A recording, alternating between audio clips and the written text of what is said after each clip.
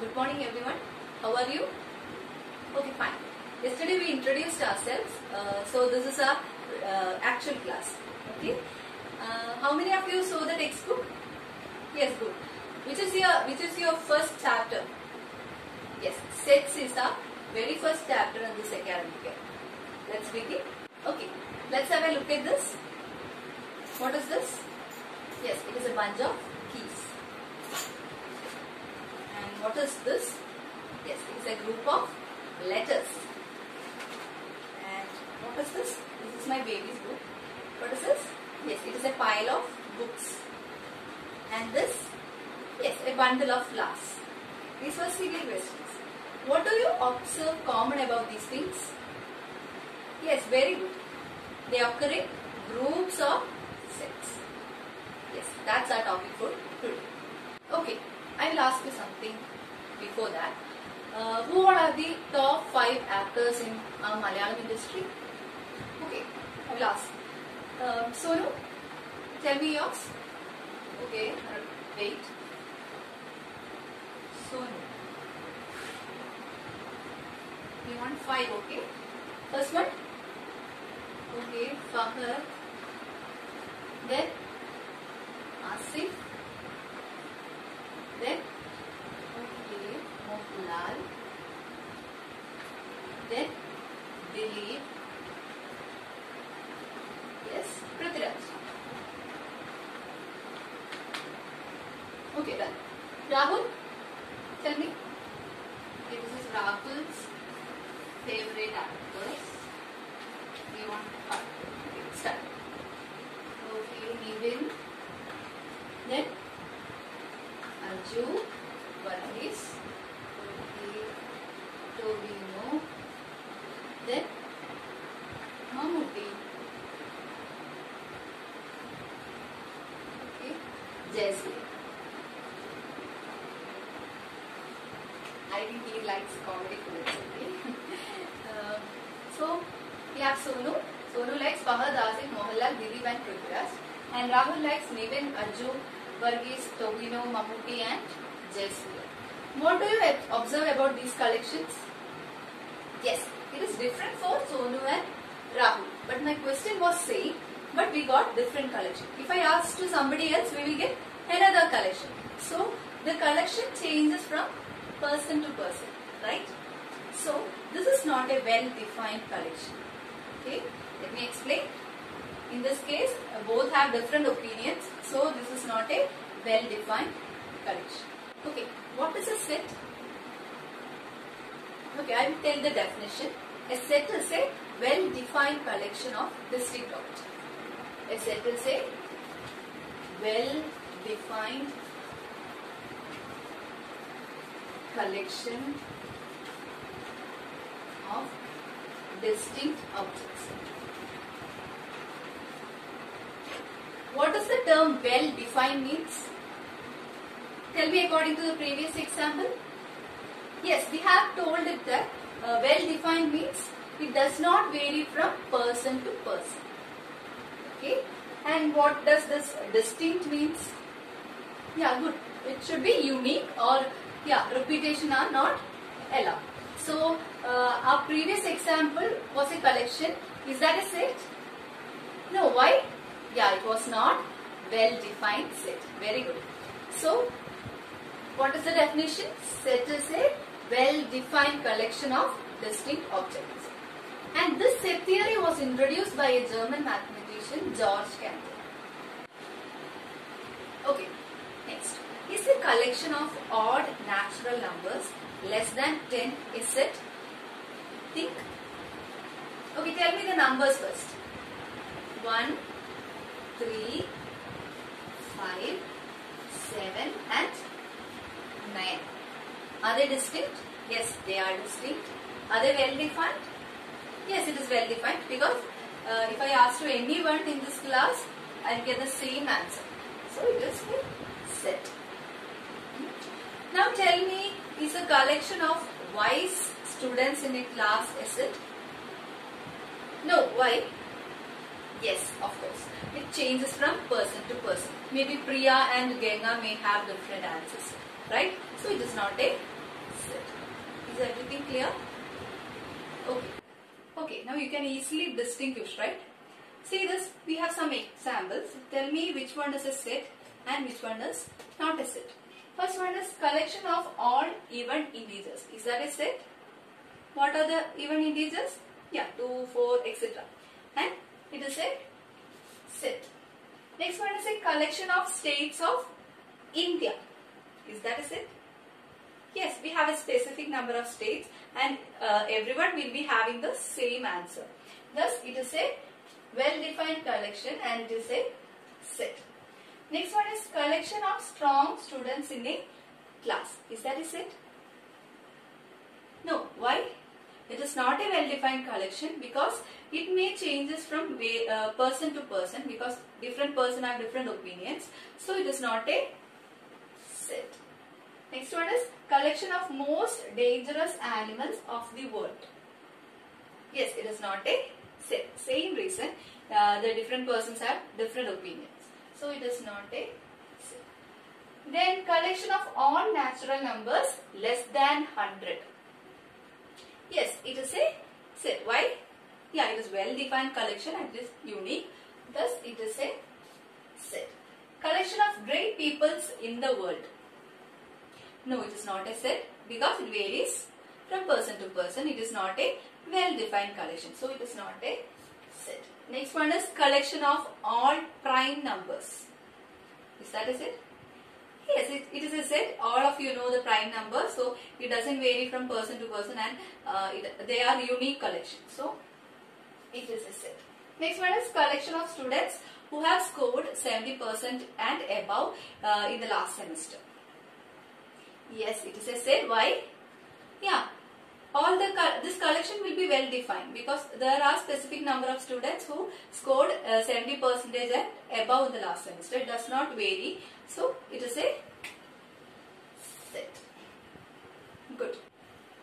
Now, we have some mathematical notations used for some collections and please note it because it is very important in this chapter and it is also necessary for the future. So, let's start. Yeah, first one is script n. We call it as script n.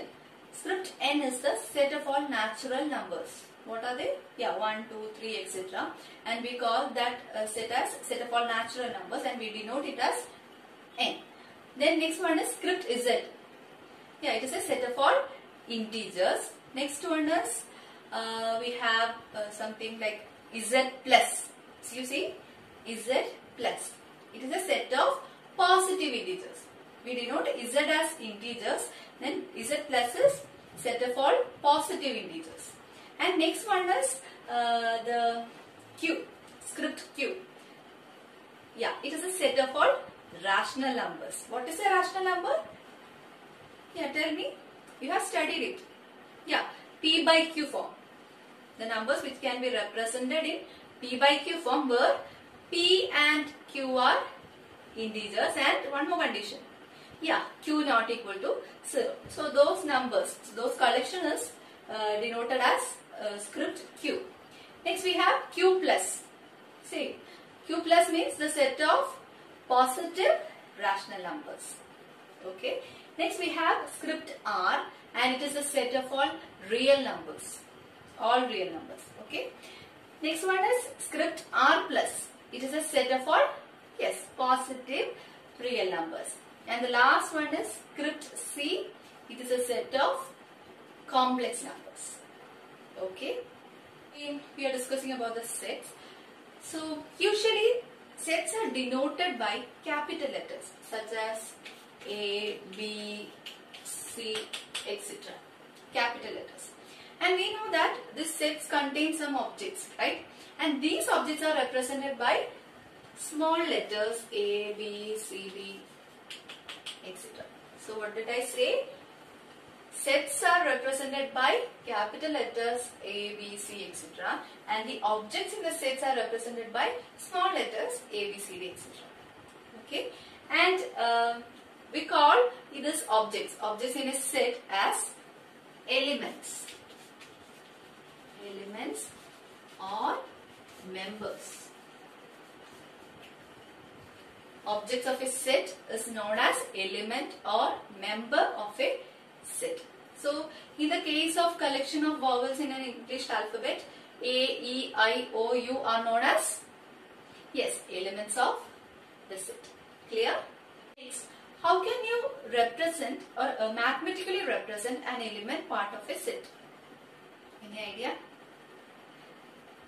For example, it's not always easy to write, for example, a vowel A belongs to the set A. It's a bit lengthy, right? So we have to write it in a short form. So we are using a Greek letter. This is a new letter for you. So this is a Greek letter known as epsilon, which means belongs to. Greek letter epsilon is used. The meaning is belongs to. For example, we have a set capital A. We have a set capital A. We denote set by capital letters. And if small a is an element, we denote objects by small letters. So A is an element of capital A. How can you denote this? A belongs to A. An object A belongs to the set A. This is the epsilon sign, which means belongs to. Isn't it easy? It is a short form, okay? So similarly, if some element doesn't belongs to the set, how can you denote? Okay, I will explain. If same set, we can consider the same set. If we have the set capital A and if small b is not an element of the set A, then mathematically we can denote it as B doesn't belongs to capital. Okay, here is the symbol. We have an epsilon and a cut mark. Okay, it means that it does not belongs to. Okay, now consider all even numbers as a set capital A. What are the numbers? Tell me. Yeah, 2, 4, 6, 8, etc. These are even numbers. Is 12 an element of the set? Yes. How will you represent it? 12 belongs to A. Okay. Now, is 3 an element of the set? Is 3 an... no. Why? 3 is not an even number. So, how will you represent it? 3 doesn't belongs to. These are the representations. Okay. Is everything clear so far? Yes. Okay. Now we have two methods to represent a set. First one is roster form or tabular form. And second one is set builder form. What are the methods?